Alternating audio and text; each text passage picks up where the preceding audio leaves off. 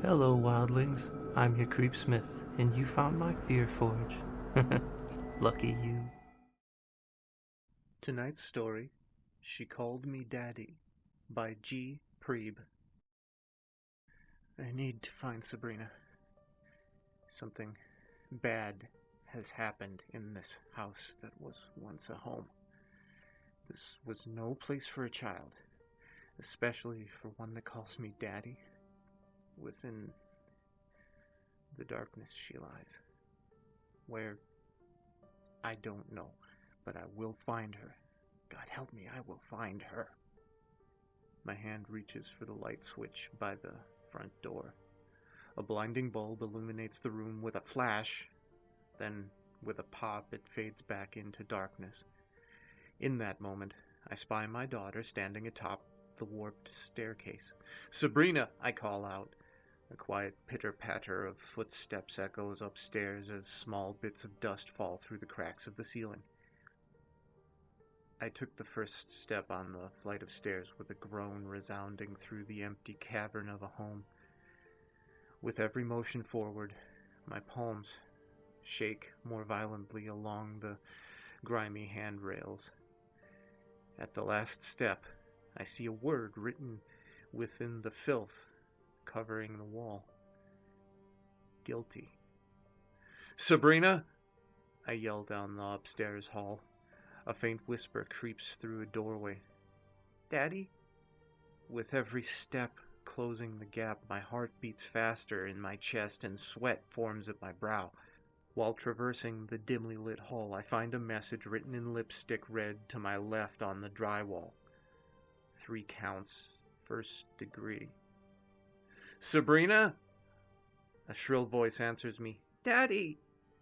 I shuffle my way to the last door on the right. I freeze, seeing another message that awaits my viewing. Murder. "Sabrina, are you in there?" I shout into the barrier of mahogany. "Daddy, there's something wrong with Mommy." My hand grasps the doorknob and gives it a twist.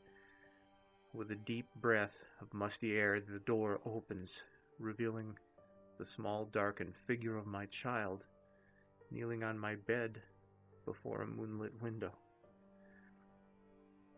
I step in and run quickly to her and stand at her back near the window.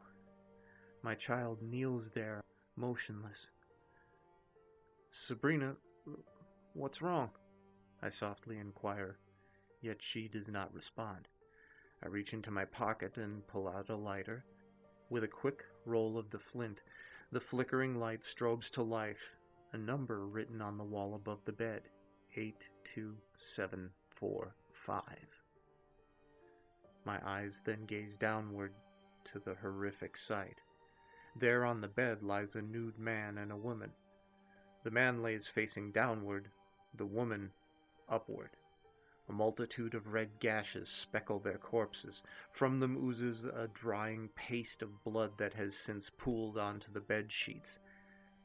I gasp, shaking at the knees as the realization sets in, for there on the nightstand rests a bloodied kitchen knife beside my child. I lean over the footrest and inspect the scene more carefully. The man I recall in a symphony of metallic clanking and meshing of gears. The woman is my beautiful wife, Vanessa.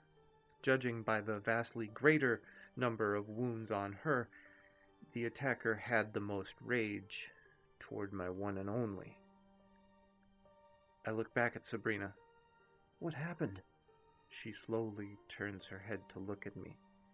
In her hands she holds a rag doll that Vanessa seamed together before the birth. She clutches the doll like a dear friend as she shudders and shakes in fear.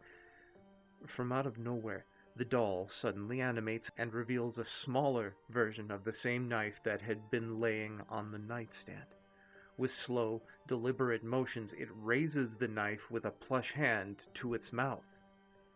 The edge of the blade moves across the embroidered smile and leaves a red streak behind in its jagged path.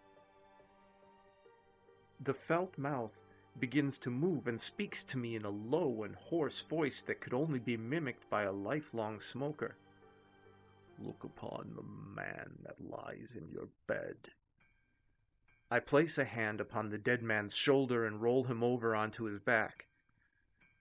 "His face. Look at his face." I peer into the shadowed features of the lifeless corpse. "He's my friend. I worked with this man," I stammer. My head quickly turns back to the doll as it lets out a haggard laugh. "Now, look at the bastard child that loves you so." I make eye contact with the teary, trembling face of the girl. She whimpers and holds the doll to her chest like a shield. "What do you see?" the soft figure inquires. "They're one and the same," I say, starting to cry.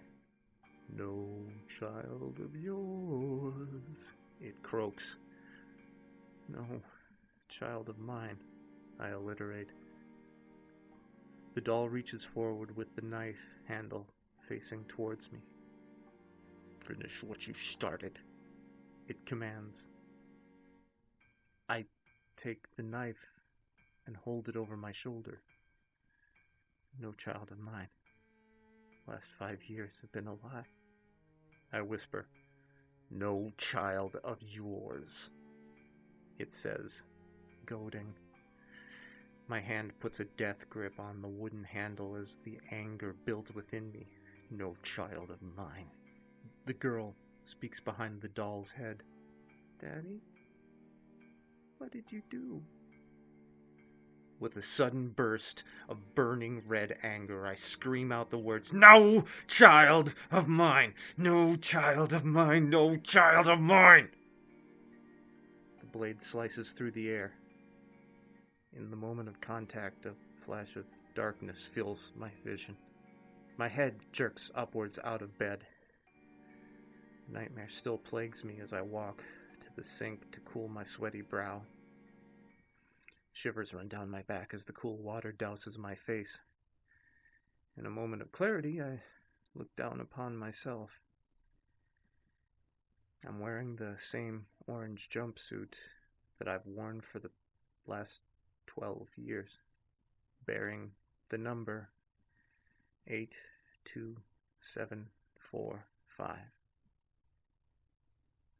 No child of mine, I croak in the darkness of my cell. But she was the only one in this world who called me Daddy. So stay scary, wildlings. Realize you're going to have to live with the things you do, and make the most of your nights.